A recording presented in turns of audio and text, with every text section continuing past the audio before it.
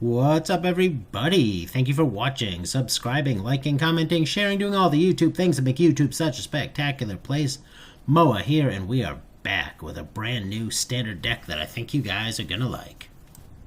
And it is Neon Dynasty Mono Black Control. So, when this set was spoilered and released, everyone is into the enchantment decks, the sagas, bringing them all back from the graveyard with brilliant restoration. Things like that, even vehicles.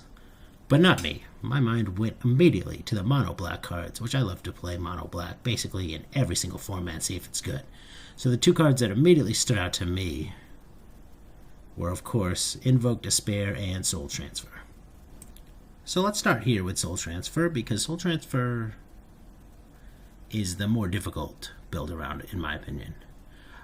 Invoke Despair kind of fits in any deck that's basically mono black or heavy black, but this is going to require some effort. Let's look at it. So 3 mana sorcery, choose one. If you control an artifact and enchantment, you can choose both. So exile target creature or planeswalker, and then return target creature or planeswalker from graveyard to hand. So needless to say, this card can be very powerful. We have both artifacts and enchantments. So the question is always going to be, can we build our deck in a manner that makes this possible, right?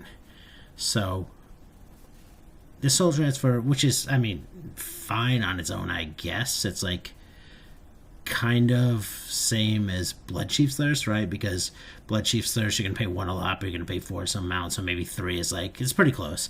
With a huge upside, right? Like, there's no doubt that this card can be, well, I shouldn't say no doubt, but it seems like this card could be absolutely filthy if we put it in the correct deck. So that deck would be one that consistently has artifacts and enchantments, of course, and consistently has planeswalkers to bring back. So let's see if we can accomplish this. So the card we're going to use for enchantment is Warlock class. And Warlock class, not a great card, right? But I feel like it slots really well into this deck.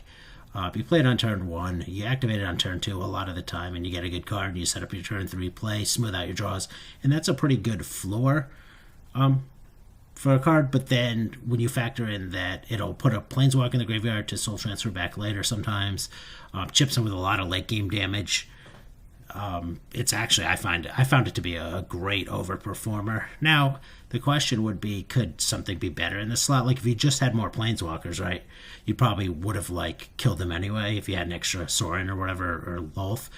But, I don't know, man, this card just drastically overperformed for me.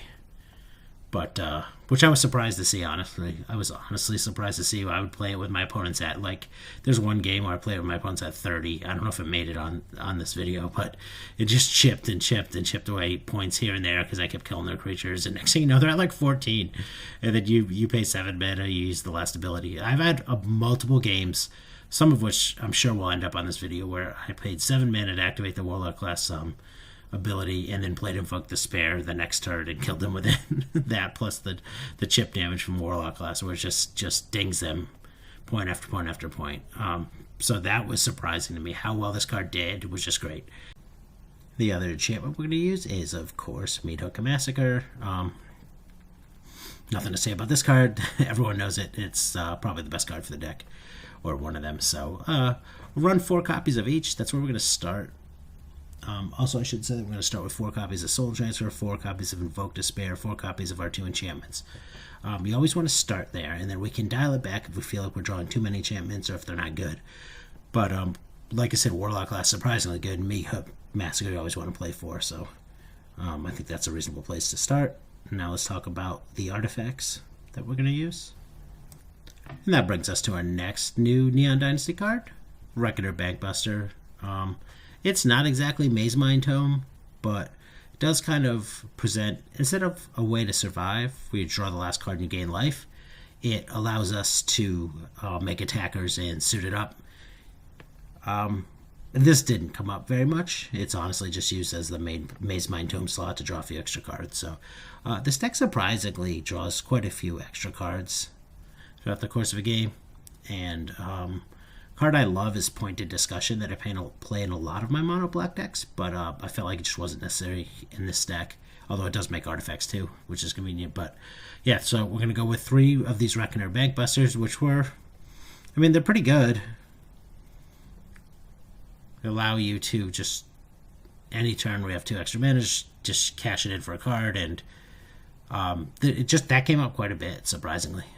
Decks that were kind of got to the mid game. So what this deck does really well, I feel like, is it gets to the mid game and then just kind of takes over by drawing a bunch of cards and playing a bunch of powerful effects.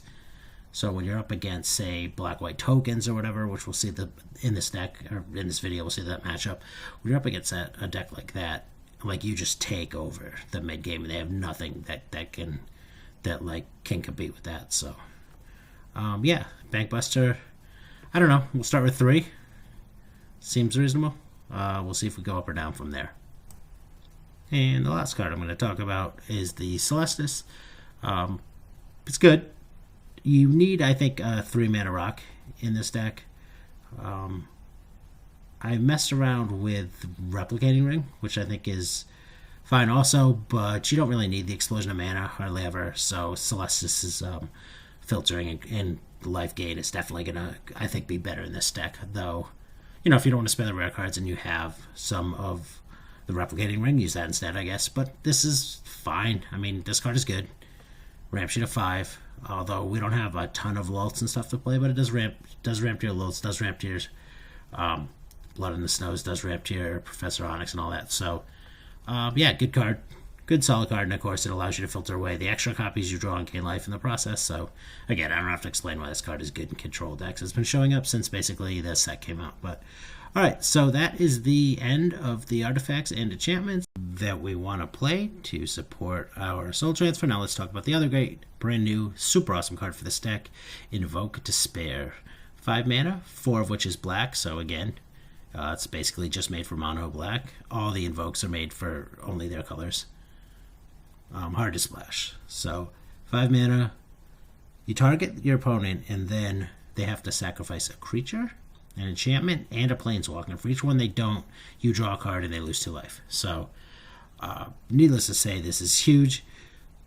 You can get 3-for-1s from it, which I have, which somehow actually feels worse than just getting like 1 random creature and, you know, drawing 2 and hitting them for 4. So I don't know. It's actually, I've played times where it's kind of felt that satisfying after getting 3-for-1ing my opponent, but that should say something about how awesome this card is. You know, it's been showing up. People like it. All the invokes are so sweet, and you just have to figure out how the best way to harness the power. So clearly for this deck, it's going to be mono black. And the rest of the slots in the deck are going to be your traditional mono black control stuff. So we've chosen Infernal Grasp as the spot removal. It's instant speed, which is important because the soul transfers are sorceries. So it's instant speed, doesn't target planeswalkers, but it's fine. 26 land seems about right. And then we ran Blood in the Snow. And then for what we did, I went with a mix of 2/2/2 on the planeswalkers. So 2 Lulth, 2 Onyx, 2 Sorin.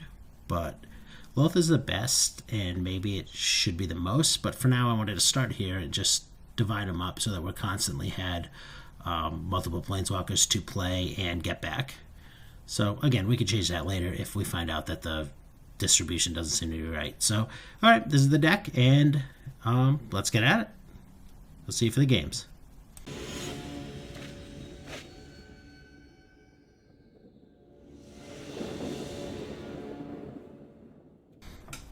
Alright, this opening hand is fine.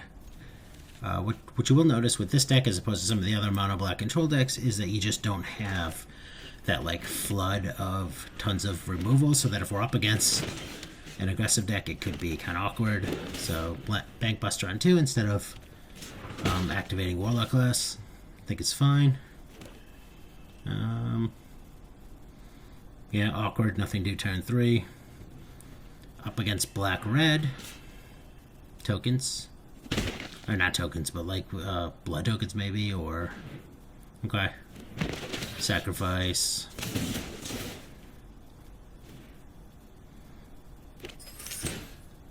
Okay.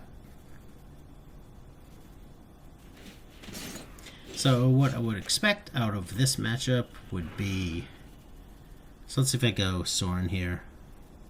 Or just leave back. Yeah, okay, another Bankbuster is fine, I think. They're not pressuring me, so I might as well just continue to draw a million cards. So what do I expect this? The way I would expect this matchup. Oh, there we go. All right. Well, I guess no Bankbuster activation this turn, huh? Fertile Grass that. Get rid of that. So I tried to say this a couple times already, but what I think this matchup, how it would play out is that we would just, they're not going to have tons of threats, although seeing that dragon's scary, but they're not going to be able to overwhelm us much, and then our card draw plus Planeswalkers plus mass removal should stabilize pretty quickly. And then the long game, I feel like there's no way they'll be able to really beat us, but we'll see. Alright, activate Warlock class here. Take an Invoke Despair, put a Planeswalker in the graveyard, which will be great for Soul Transfer later. Okay, Synthesizer. Okay. Double Synthesizer after I already played a land is strange, but alright. Not sure what this is. Is this a regular deck, or...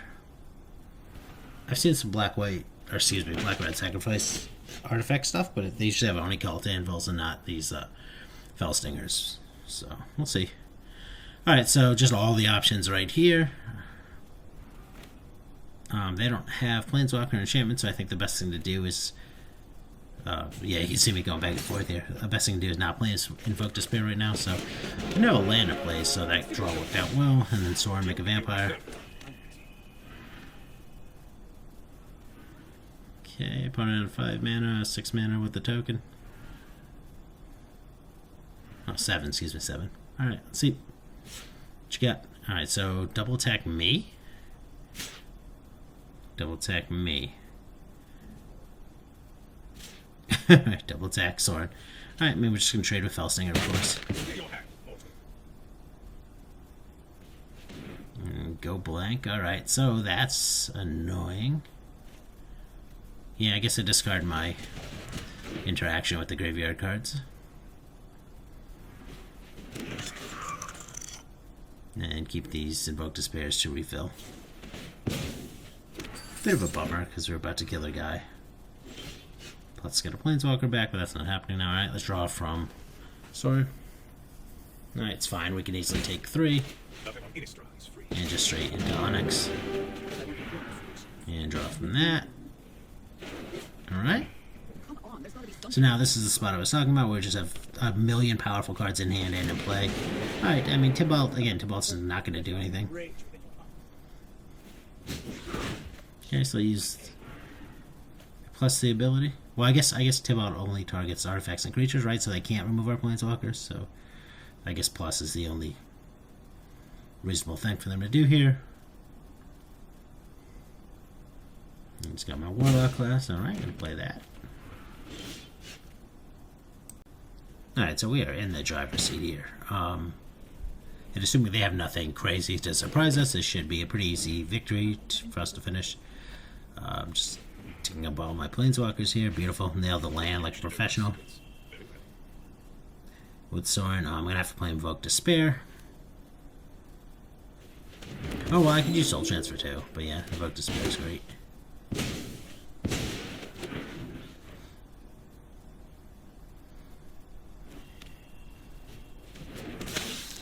Saying nice. I don't know if that's because they drew another land or whatever. They're flooding out a little bit for sure. They're not going to play many lands.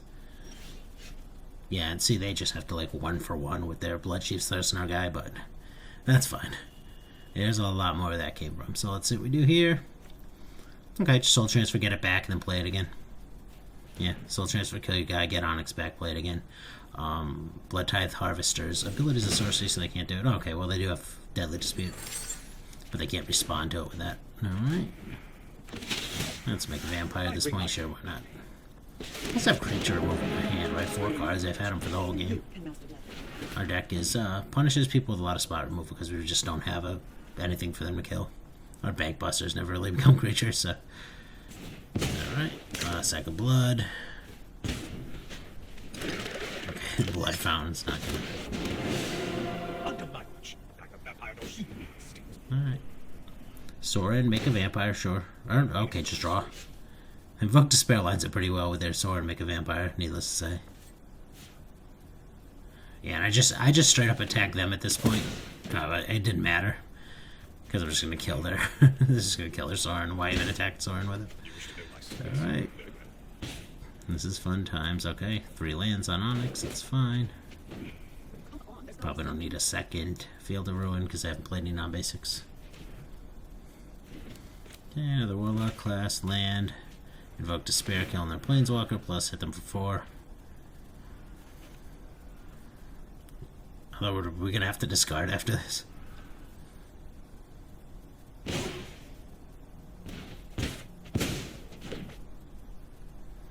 So yeah, I feel like this play pattern against black-based kind of mid-range decks, which you're seeing a lot of nowadays between black-white, black-red, even some black-blue, right? I feel like it's going to play out the same pattern, and that we're going to trade a bunch back and forth. May accidentally die sometimes because of our lack of early game removal, possibly, maybe not. But then, like, mid-deal late game, we're just going to end up in this position with 7 cards in hand, you know, multiple Planeswalkers and play that type of thing. So we're going to get there a bunch. Like, they're recycling creatures and stuff like that. But that dragon is scary because we have no, like I said, this deck is very short on instant speed removal, so haste creatures could be a thing, and this is obviously the best haste creature. Alright, perfect. I mean, we can deal with it now, but yeah, we don't even need to. Just activate Warlock class and then kill him. Kill him with the Onyx trigger, plus the Warlock class 7 mana.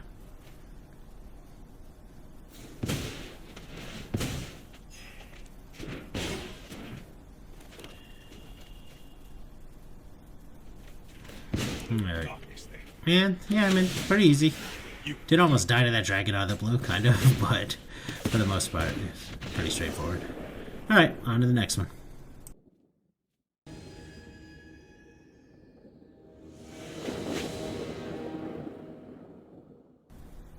Alright, we are on the draw. This is a very good opening hand. We got our 1, 2, 3, 4, 5 curve. Perfect. Alright, opponent eye twitch. Alright, another eye twitch deck. Fine. Play our Warlock class. Okay. Drop Bagbuster, but let's see if I decide. Alright, so yeah, just use Warlock class. No Planeswalker, unfortunately.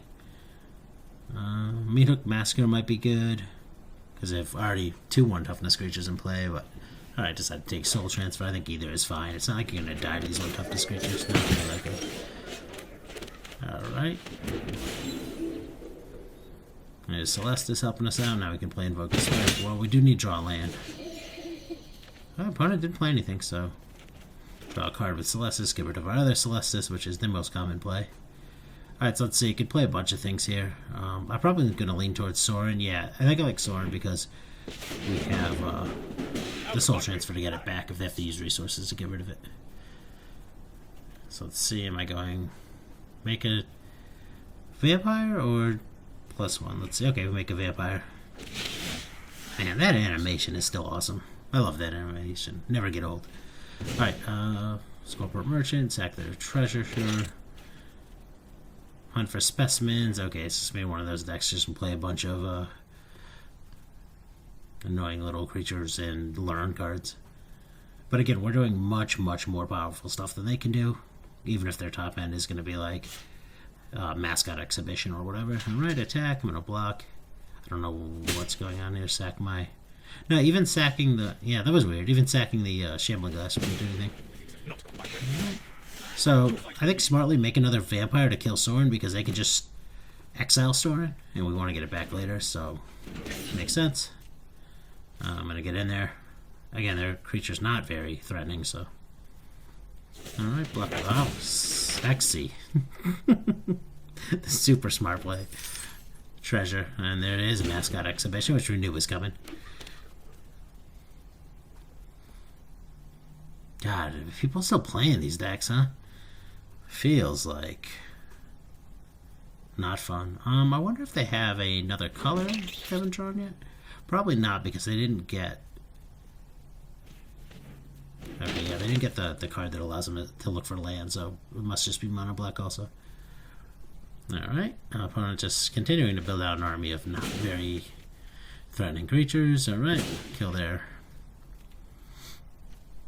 Hive of the Eye Tyrant. Into draw from Bagbuster, pretty solid. And they have 5 cards in hand. We're going to have 6 cards in hand, but I feel like what we're doing is just so much stronger.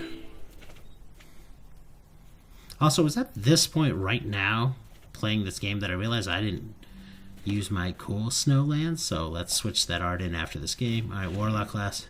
Yeah, I just love Warlock class. Alright, so attack.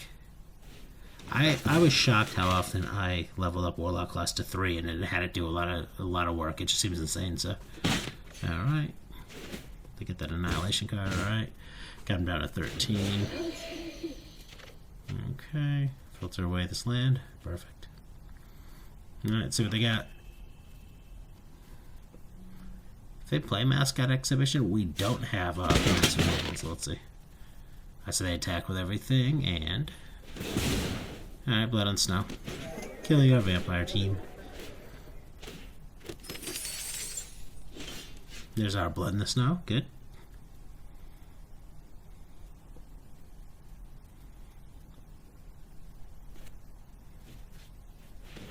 Alright, yep, so this is the thing where Invoke Despair plus the 3rd level of Warlock class does a lot of damage.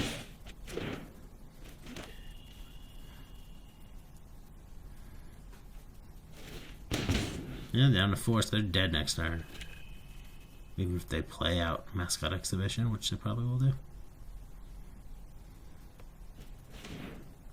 Okay, yeah, I mean, they're just dartling with nonsense right now.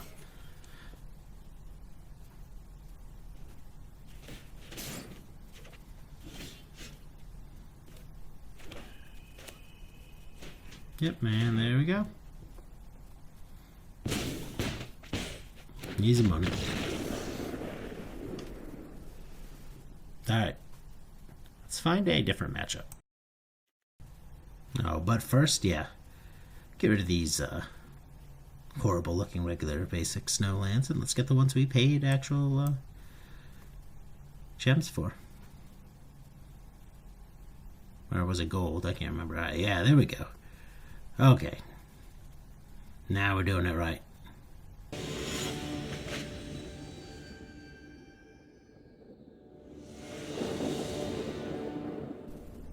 I am shocked to find out I'm on the draw yet again. This hand, yeah, I mean, we could just get run over. I think it's pretty clear keep, but knowing that on the draw sometimes I get against aggressive decks, we're just going to die real quick. Opponent playing a black-white dual land, so... Okay, now white-blue, so maybe Esper. So okay, so we kept the right hand gets the right opponent, I suppose. And okay, Wedding Announcement. Alright, what deck is blue that plays Wedding Announcement? Unless, are they just splashing that Kaizo, whatever that Planeswalker guy is? Are they just splashing that now? Is that what that is? Alright, another Wedding Announcement. Okay, so we have... It's going to make 2 more tokens, so we're definitely going to wipe those up with Meathook Massacre.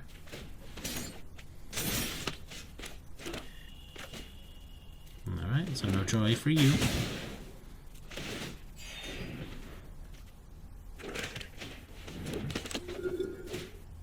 Alright, Luminar Casper. Okay. Well, 3rd Meathook Massacre, so let's wipe them up again. Hopefully they don't have a counter. I doubt they're splashing them for counters. That resolved quickly, so I guess not. I don't know what the blue's in there for unless it's just that Planeswalker. Alright, Loth. Cool. Now this is where we're gonna get 3 for 1 our opponent.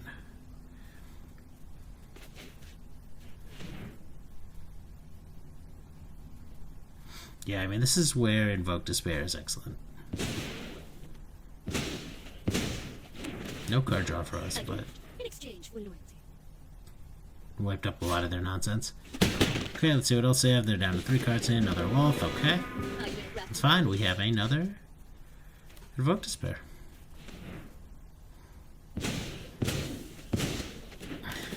Sweet. And Meathook Master to clean up whatever else they have. Alright, get in there with Hive with the Eye Tyrant, sure.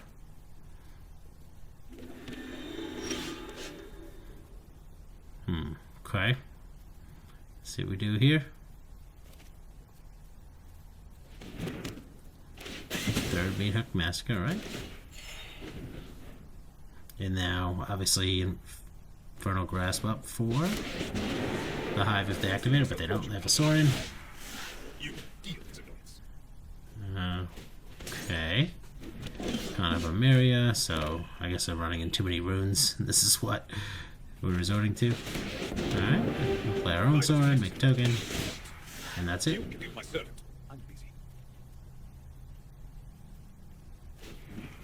Alright. +1. Find another Archon, sure. Okay, Blood Chiefs. There's our guy. I guess Soren dies. Yeah, we're gonna Infernal Blast that. They can't respond. gotta love the no nonsense mana tap when they can't play any other spells. So. Got. What are we doing here? Guess Invoke Despair. I mean, it's not gonna. Okay, yeah. So they kept the Archon. Yeah, I tried to play. I tried to play Warlock class, thinking they might get the lifelinker, but nope. Alright. Warning announcement. Okay, so yeah, I guess at this point, Blood in the Snow, bring back Soren, make a vampire. So many Soren vampire animations. Alright, Blood Chief's Thirst. Another Archon, sure, make a token. Okay, let's see. Alright, so get rid of one of their creatures. I don't feel that Archon, which is good. Because we don't want them drawing off warning announcement. The only way we lose this game is if they like draw some extra cards, I guess. Alright, their own meat hook, sure. Alright.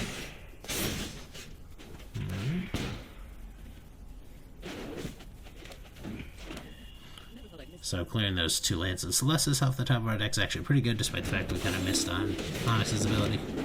Now just they have no cards in hand, our Planeswalkers can take over.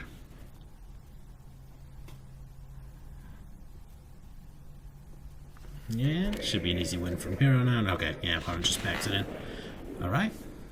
Pretty clean, impressive performance from our deck. Our answers lined up very well with their threats, so that was fortunate.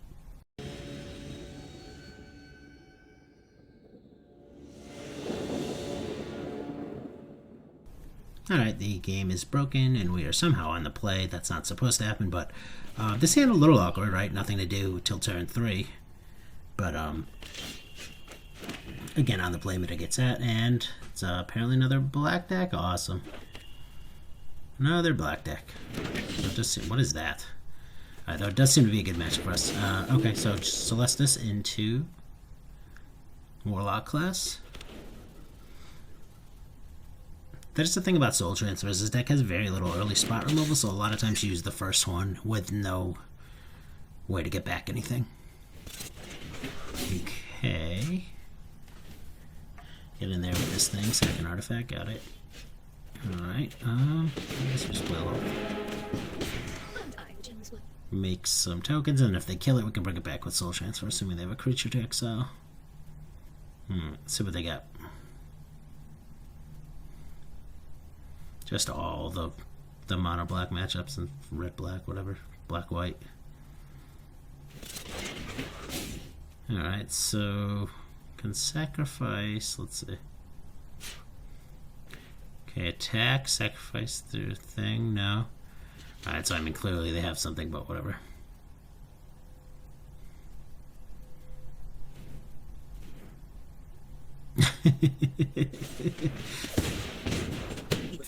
Super sick play. Give them the nice, because it's just well done. Well done, opponent.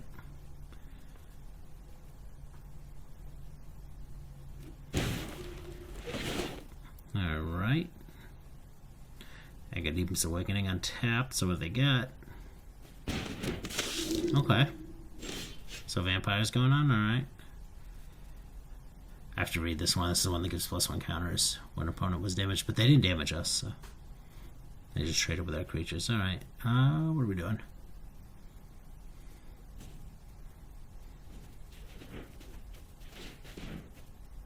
Okay, activate Warlock class. Interesting. I guess we put a Planeswalker in the graveyard. I guess we put a Planeswalker in the graveyard and then use Soul Transfer to get it back, but I didn't hit, so... Oh, there we go. So since I miss on Loth, or I'm missing Warlock class, I get -2 Loth to get it in the graveyard and then bring it back with Soul Transfer and kill the guy. Perfect. Worked out well. And let's see if they get in there. I haven't seen this card before, I don't think. in action. This vehicle. I suppose the deck is designed to have a bunch more artifacts in play, and maybe that would make it better. So let's see. So, okay. Guess I just let him hit me and then make 2 more spiders. I don't know. I don't know what's going on here. But how do they even use it next turn? They don't have a creature yet, so we'll see.